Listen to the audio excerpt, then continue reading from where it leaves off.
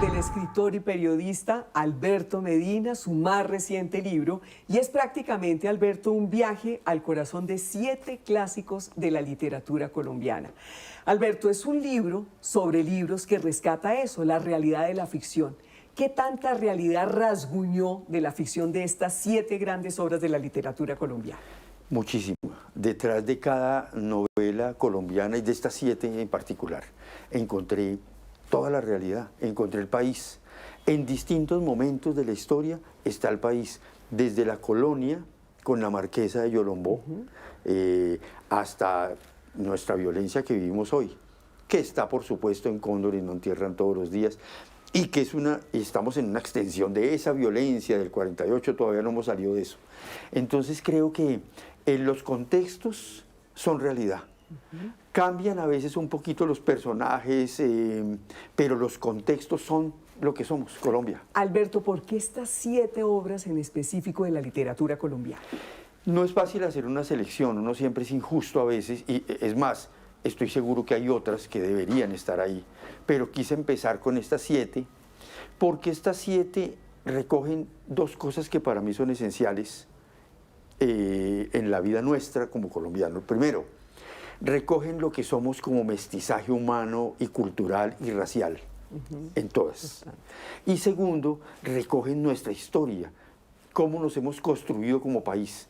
Y creo que cada una de ellas, desde el campesino, desde el minero, desde el poderoso, desde el indígena, desde cada grupo humano de la sociedad colombiana, permiten ver lo que somos como nación. Tuvo la oportunidad, antes de salir el libro, de viajar a los sitios y de hacer prácticamente unos mini documentales para televisión. Sí, con Caracol Televisión hice esos viajes a esas zonas con una preproducción específica para cada territorio, y me encontré cosas sorprendentes que yo no esperaba encontrar. Es más, en algunos casos, cuando yo salía todavía, por ejemplo, en el caso de la marquesa de Yolombó, cuando yo salí de viaje, todavía estaba buscando si ella realmente había existido, si existía una marquesa. En la época en que no era sino marqueses, y marquesas no, yo decía, ¿existió una marquesa?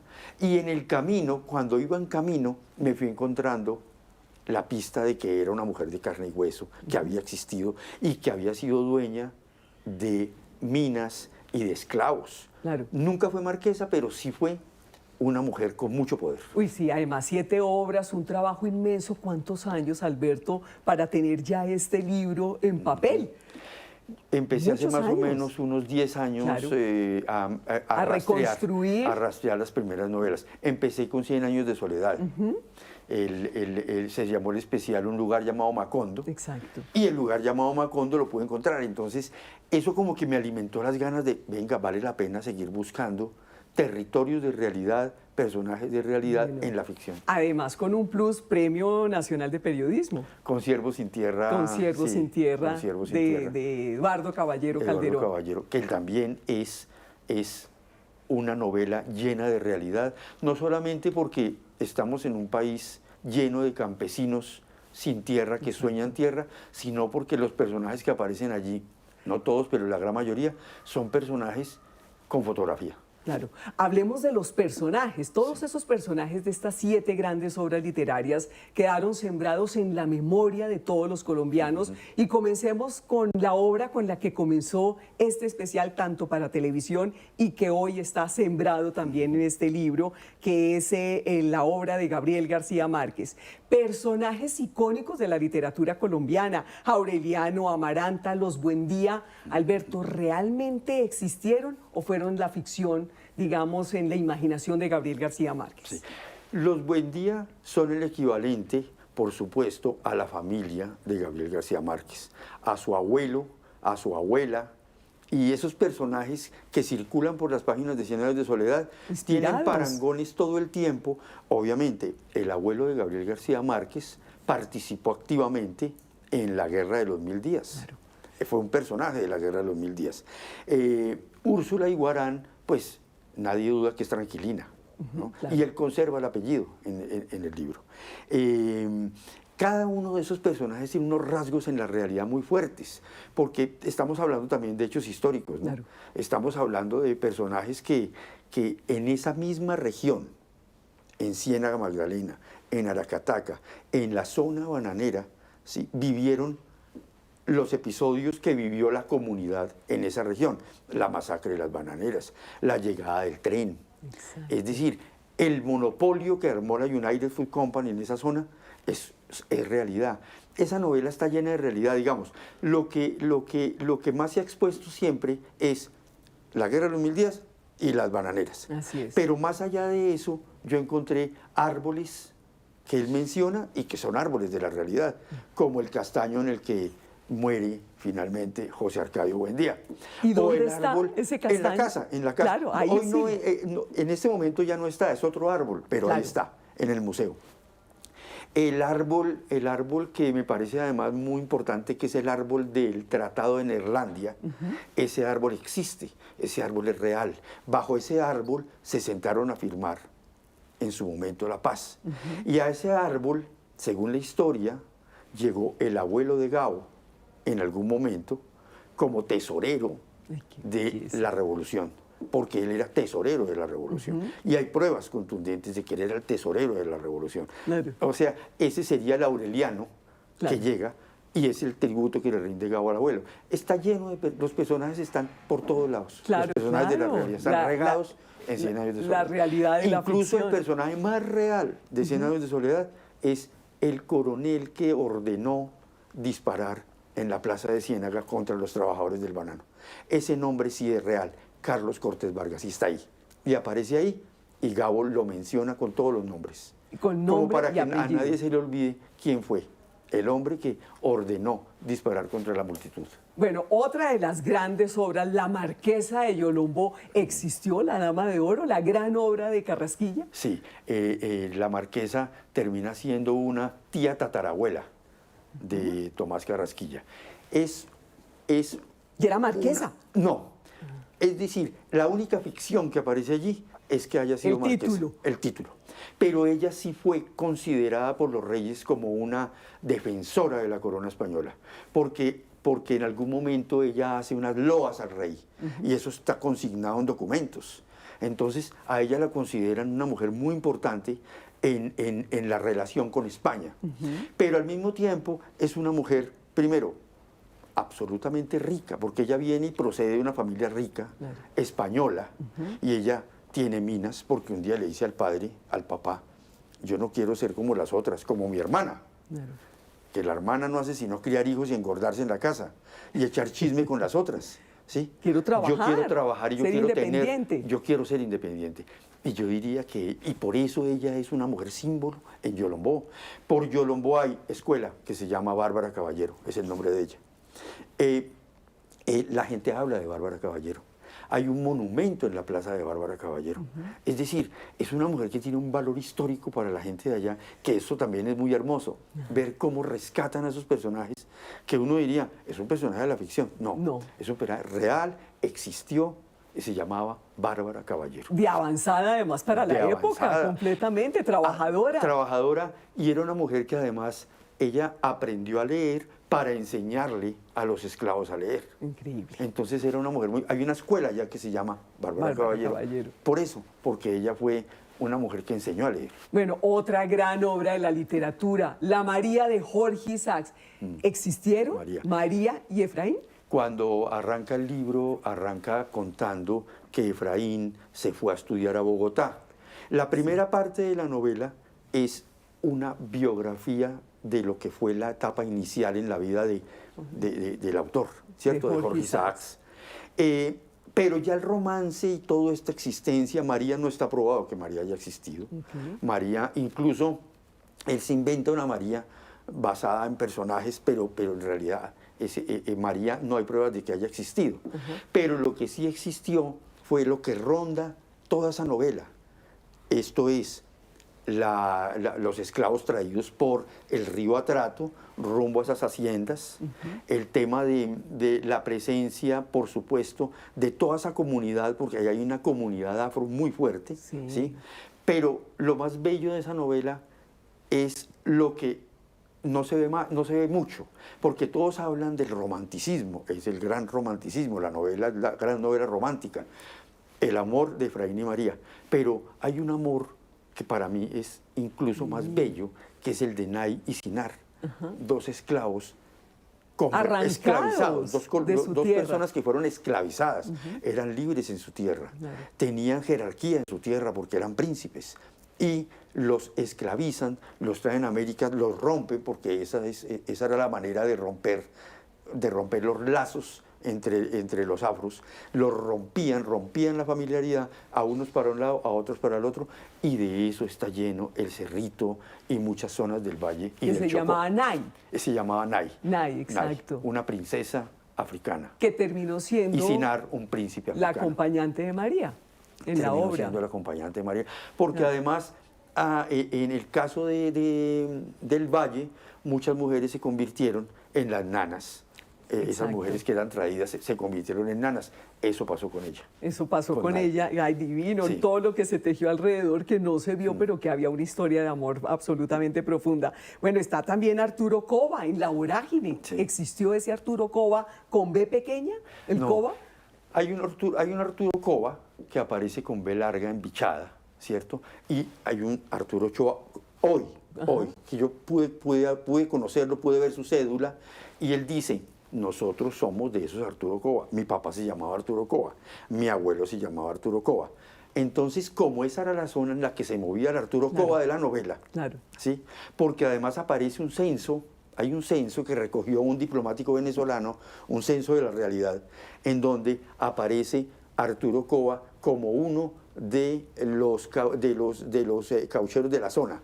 Él tiene una zona, un Arturo Cova aparece por la zona del Bichada. Entonces, sí hay un Arturo Cova real, y seguramente, lo cuenta Guillermo Páramo, que es el gran historiador, dice, seguramente se conocieron con José Eustacio Rivera. Es altamente probable que eso haya ocurrido.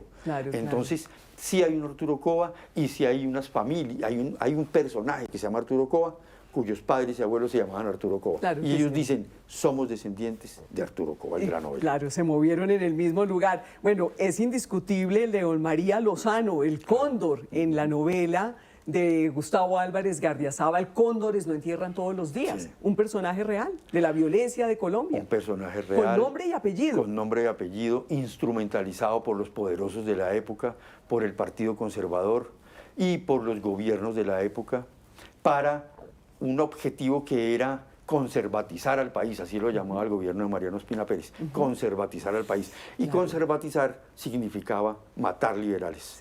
Y a él lo adoptan porque él tiene un acto de valor. El día cuando matan a Gaitán, él tiene un acto de valor. Entonces dicen, este hombre es una maravilla, este hombre defiende los intereses del Partido Conservador y de la Iglesia.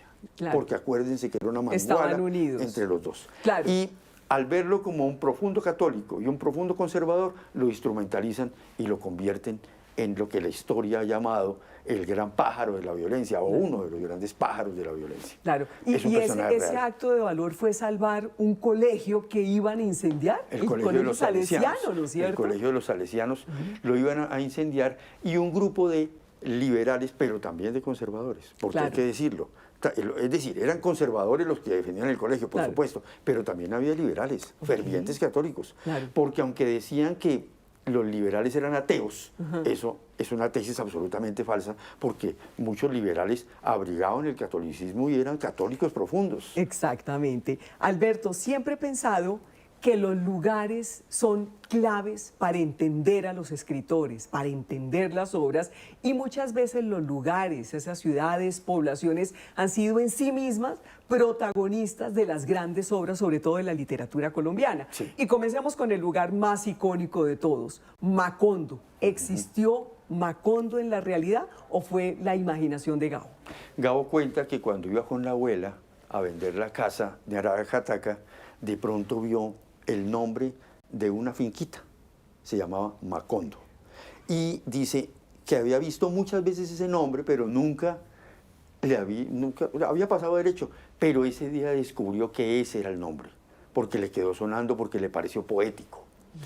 Esa pequeña finca, años después, fue territorio de la United Fruit Company, montaron una zona campamentaria con casas de 2 pisos, ahí vivían los trabajadores, y posteriormente, cuando ya se acaba el imperio de la United Fruit, eso lo entregan al INCORA, el INCORA le entrega a los que eran trabajadores eso de su propiedad, eso es de ustedes.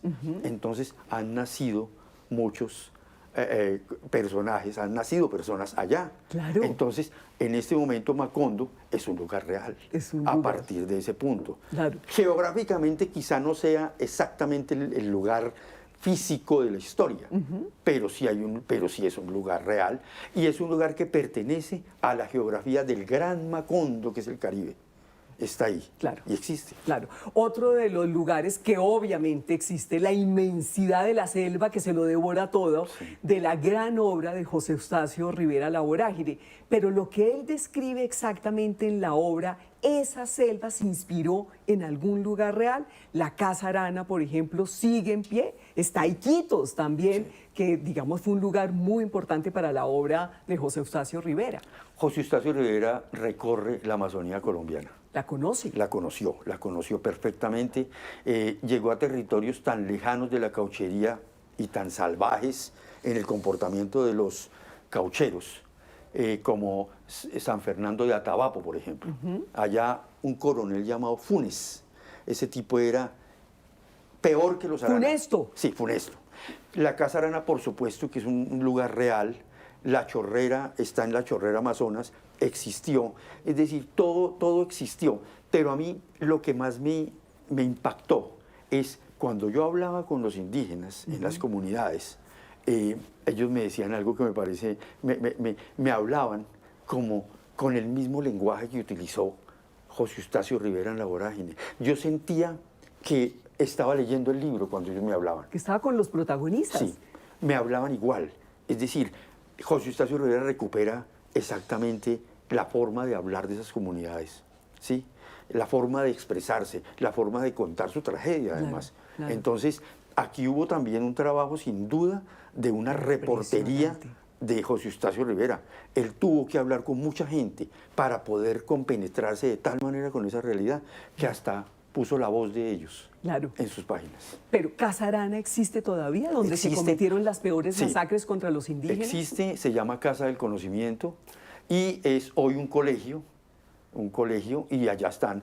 Ese nació, la casa nació, inmediatamente pasa toda esta etapa de las caucherías, se convierte en un colegio que recibe a todos los huérfanos de esta masacre. Claro, ¿sí? de esa masacre. Y hoy sigue siendo un colegio y se llama la Casa del Conocimiento. Y ellos se niegan a olvidarla.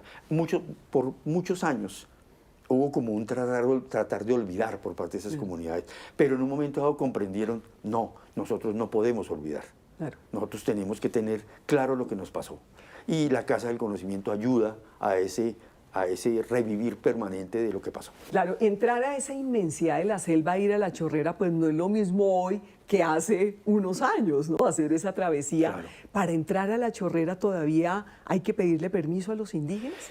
Yo hice viaje, ¿cómo fue? Claro, no, yo hice primero unos contactos en Bogotá con esas comunidades, con representantes de las comunidades, y al llegar allá, antes de poder prender la cámara por primera vez, me reunieron con todos los sabios de la comunidad, de las 4 comunidades, los Muinanes, los Huitotos, los Boras y los Ocainas. Y me reuní con ellos y me empezaron a indagar, ¿usted qué va a hacer? ¿Para qué va a hacer? Entonces yo decía, es que la vorágine, ellos sabían de la novela. Y tuve, yo creo que fueron 4 o 5 horas de reunión con ellos hasta que me dijeron, listo, está autorizado.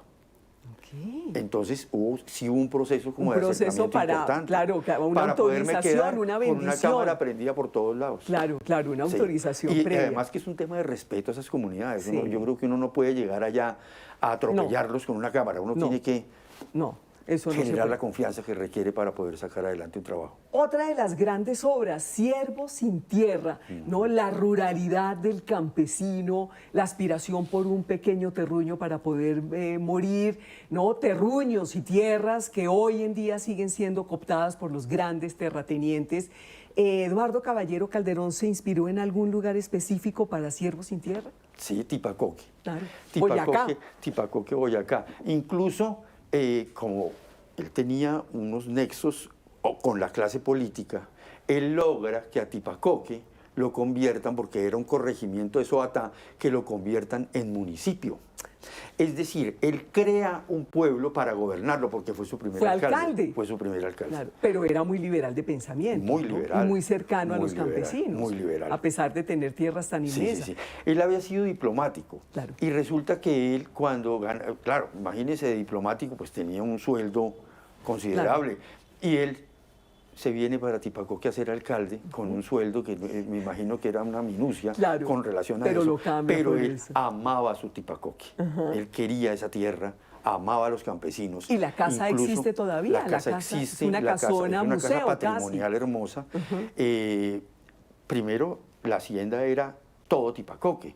Ellos empezaron a cederle espacios para la alcaldía, él empezó a ceder espacios para la plaza, para todo, es decir, era un hombre amplio de espíritu y empezó a generar, y él también entregó tierra, porque la hacienda de antaño no es la hacienda de hoy. Claro. Hoy queda un pequeño territorio con la casa, con algunas cosas, y la iglesia, porque hay una iglesia adentro de una pequeña parroquia, digamos. Claro. Pero los espacios fueron cedidos al municipio y los campesinos, muchos pudieron tener tierra gracias a esa concesión que dio en algún momento. Y allá hay un mapa, si mi memoria no me falla, pintada por el hijo, por el gran pintor Luis Caballero, ¿o no? Sí, él pintó lo que era el Tipacoque original, claro, la hacienda. ¡Qué belleza! La hacienda.